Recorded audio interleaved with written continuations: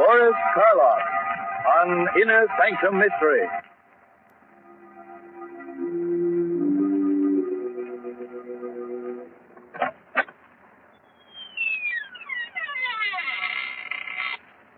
Good evening, friends. Let me welcome you once more to the Inner Sanctum. This is Raymond, your host. Come in, won't you, and sit down? No, I'm not being polite. I'd prefer you to sit, you see, because within the next 5 minutes, you're going to be so weak in the knees that you won't be able to stand.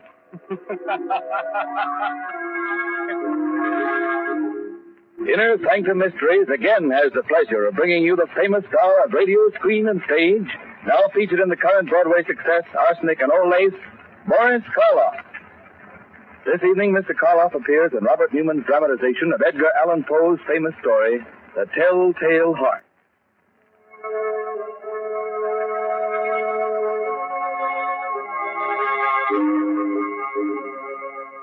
Now our story. A story based on a tale by the greatest master of the macabre that ever lived, Edgar Allan Poe. The story of a man who could hear not only every sound on earth, but even things that don't exist. So, turn down the lights, call in a friend or neighbor to keep you company, and listen to Boris Karloff as Simon in The Telltale Heart.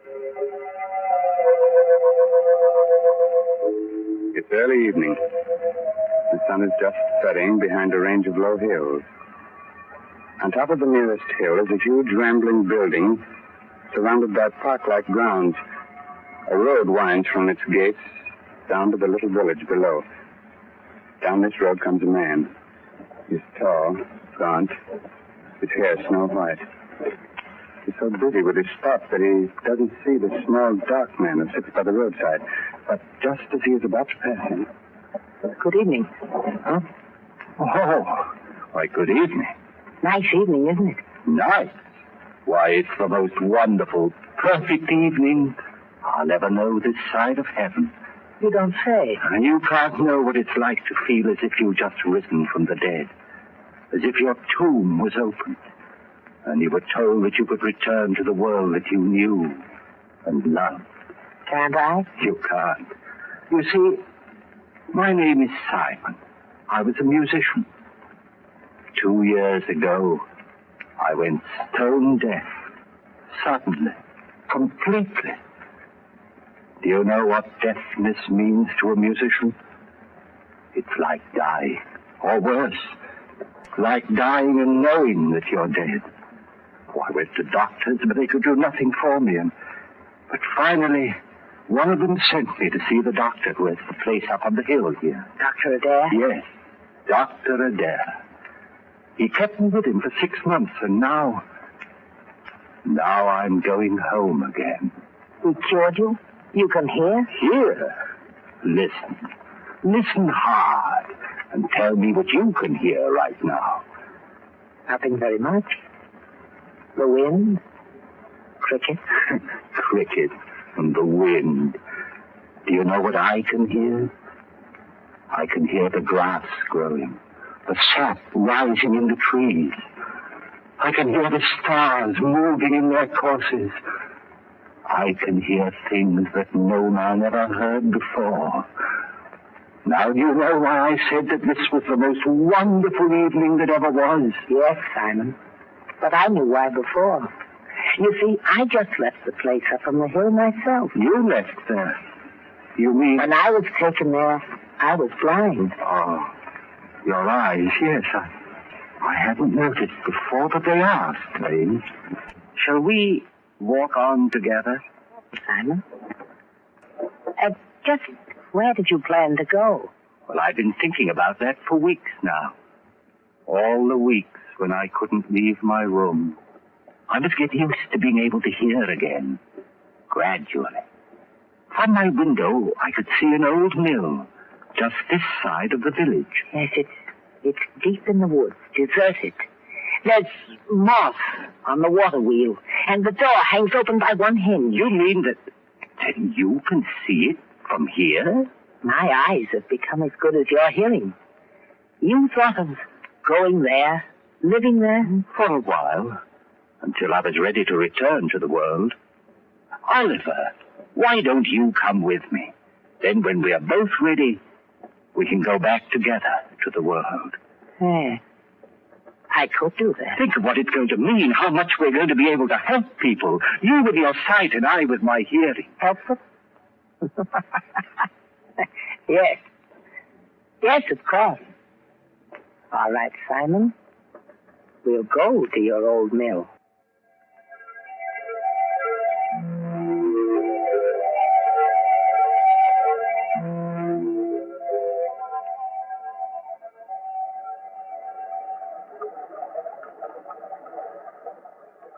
This way, Oliver. Up this path. Someone's coming. The farmer, he seems to be looking for something. Good evening. I'm looking for my cow. Have you seen her? Well, what kind of a cow is she? A brown and a white one with a crooked horn. Wait. I hear her. She's grazing in a field on the other side of the woods. Hear her? That's almost a mile from here. I have good ears. Good. You must have ears like a fox. But that field, that's the squire's. How did she get there? You think someone took her? Who would? Well, it's the squire's land, but he's the richest man around here. Why should he have taken my cow? Wait a minute. Let me see. Yes. Yes, I do see someone with your cow. He's just leaving her. You can see that? Right through the woods? I have good eyes. Who is it? What's he like? Is he tall, wearing a brown jacket? Yes.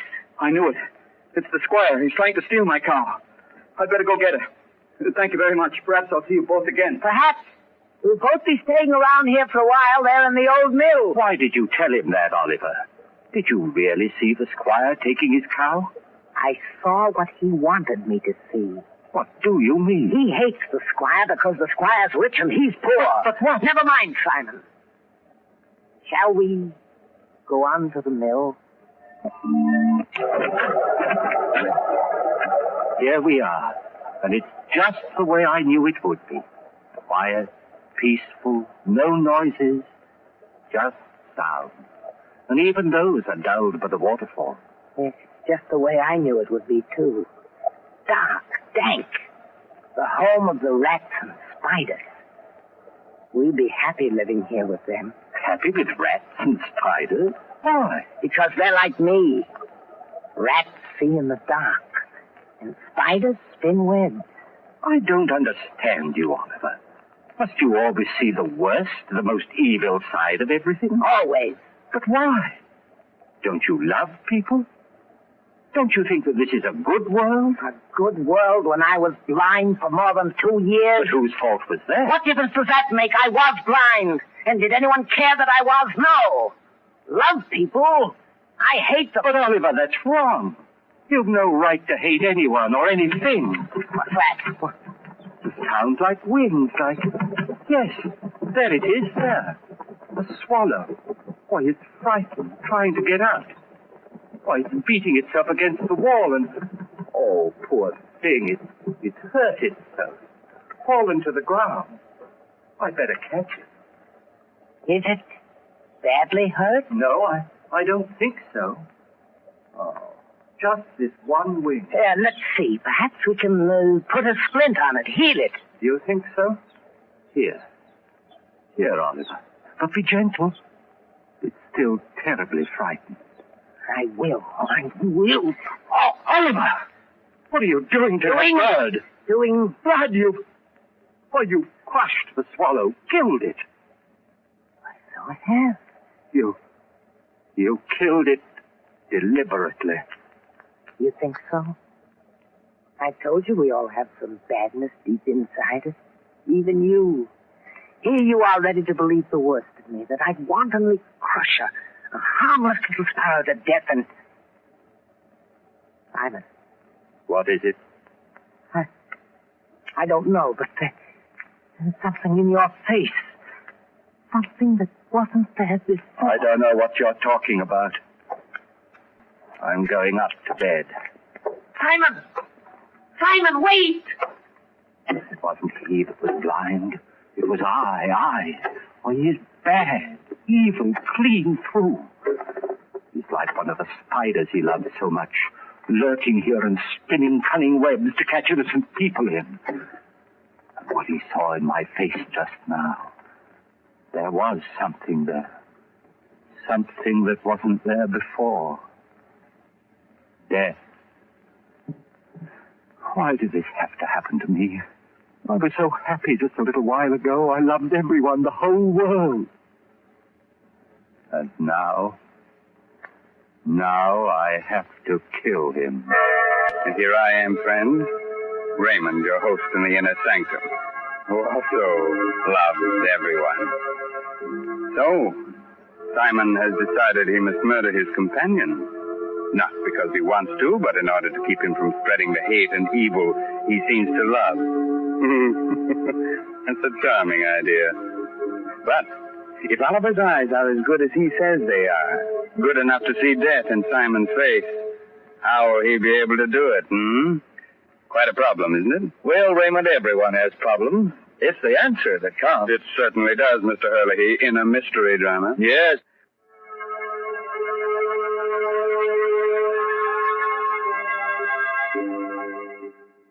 Well, friends, are you sorry I advised you to sit down before? I thought not. You still want me to go on with the story of the Telltale Heart?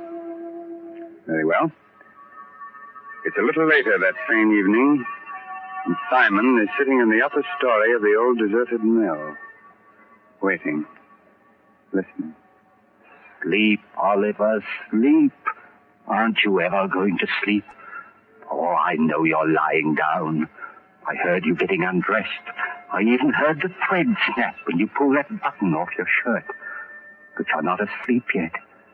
I can tell by your breathing, the way your heart's beating. And that's what I must wait for. The time when you're really asleep. When you close those hawk eyes that can see even in the dark. That could read murder in my face when I didn't know it was there myself. Wait a minute. There. Now you're asleep. And now I must go. Easy with the door. Careful. And even more careful going down the stairs. Shh. Don't creak like that. Suppose he wakes. No, he can't. He won't wake up. He can't. And even if he does... here we are. The door to his room. How shall I do it? Those sacks he's using as a pillow. Shall I pull them out and held them over his face and smothered him? That's it, yes. Then I wouldn't have to touch him. I wouldn't. Who's there? Who's there? There is someone there. I can see you. It's Simon. Yes, it's Simon. What do you want? What are you doing here? I know you've come to kill me. Yes, Oliver. I've come to kill you. You can't do that. You can't. Yes, Oliver, I can. And I have to. Oh, please don't struggle like that. I'm stronger than you are. You can't get away from me. You can't. You can't.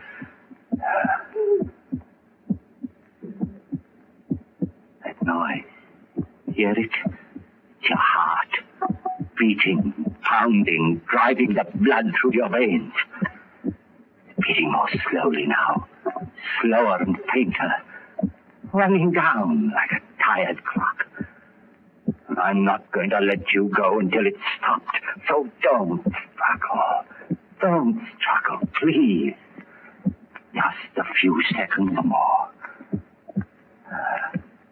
I can hardly hear it now. Just a faint, throbbing murmur. And now, even that's gone. Yes, it stopped.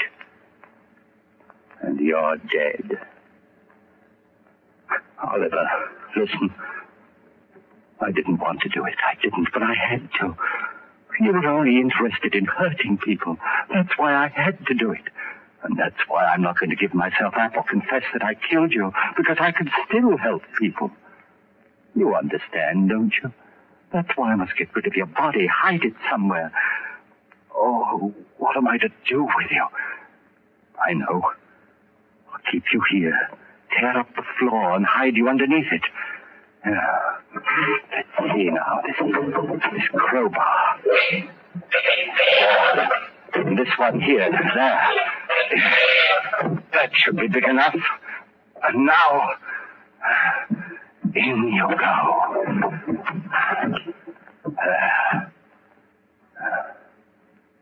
Goodbye, Oliver.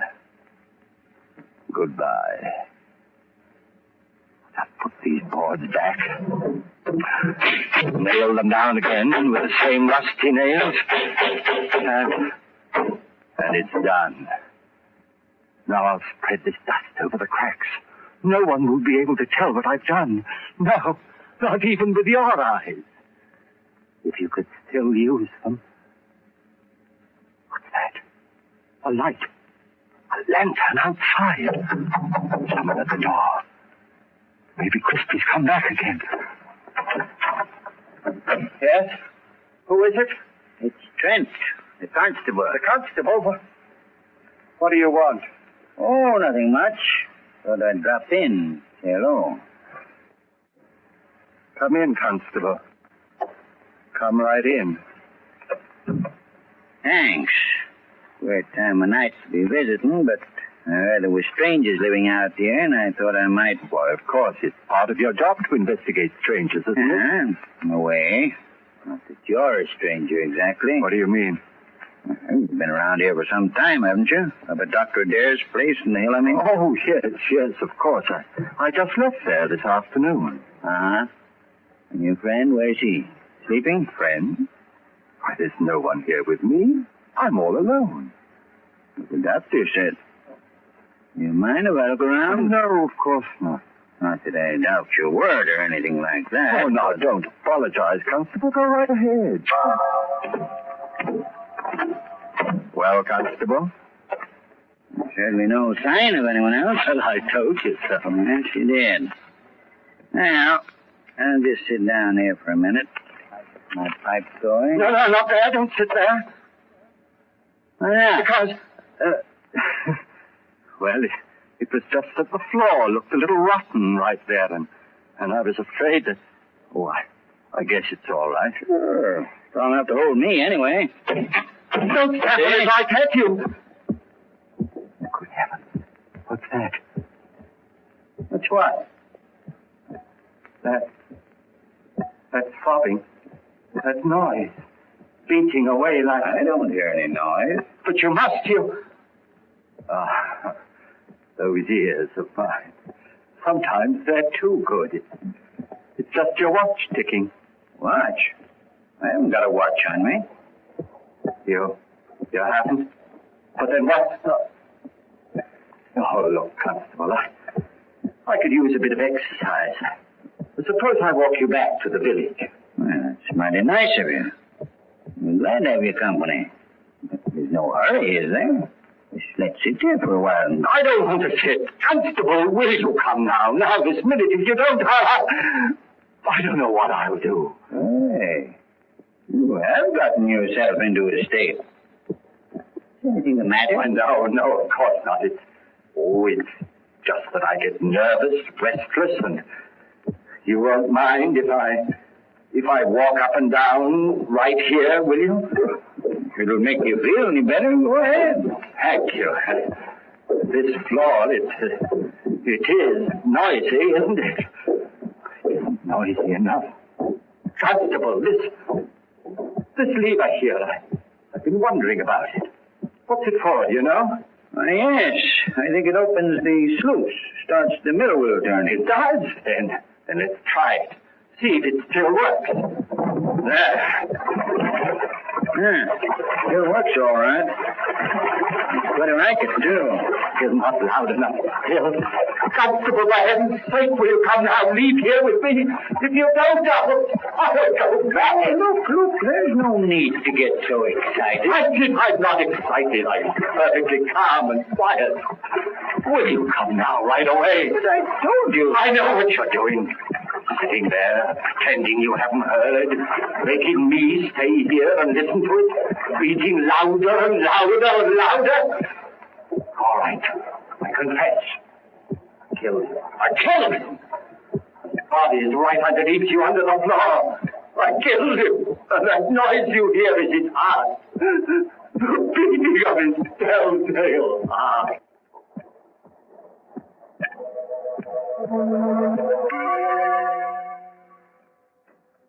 Hello, Dr. Adair. Oh, Constable, hello. Well, did you find them? Yes, Doctor.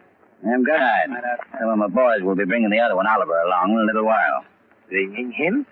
Is matter with him? Well, sort of. They were in the old mill by the river.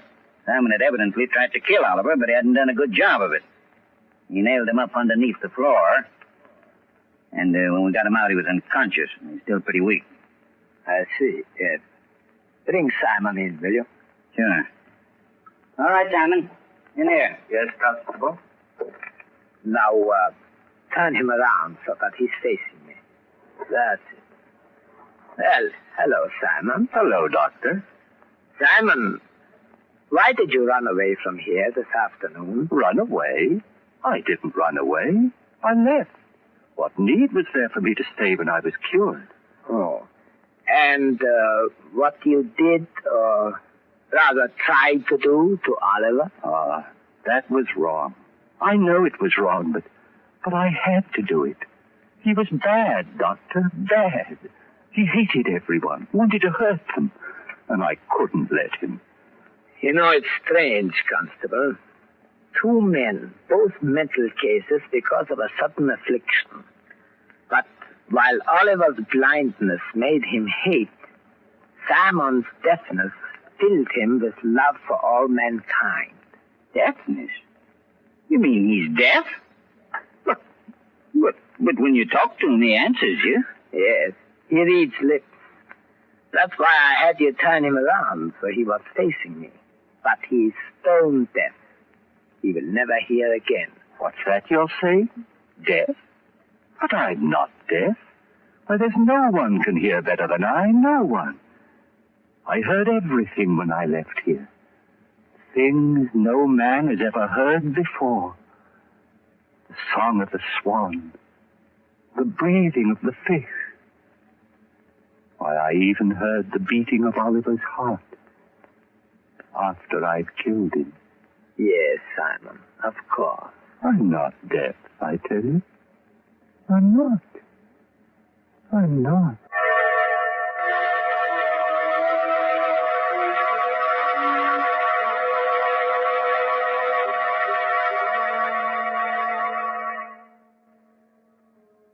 So, Simon did hear all the things he said he did. Even the beating of the telltale heart. And not with his ears, but with something else deep inside his poor, sick brain. Speaking of telltale heart, I'm sorry, it's not hard to talk. It's just Mr. Hurley's knees knocking together. And if you think you're kidding, Raymond, you're crazy. Oh, I'm not kidding, Ed. In Mr. Karloff's audiences, that's the equivalent of applause. Since everyone's generally much too scared to show the usual approval with their hands.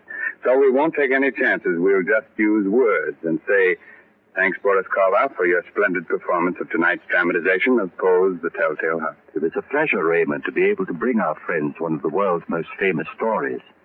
And I'm very grateful to Everett Sloane as Oliver and Santos Ortiaga, who played Christie, for the help they gave me.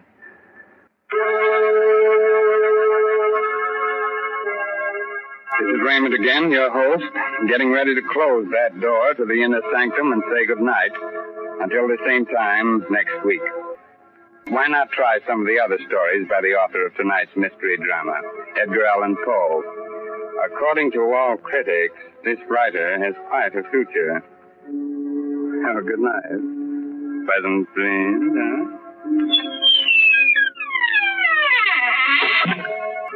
This is Ed Hurley.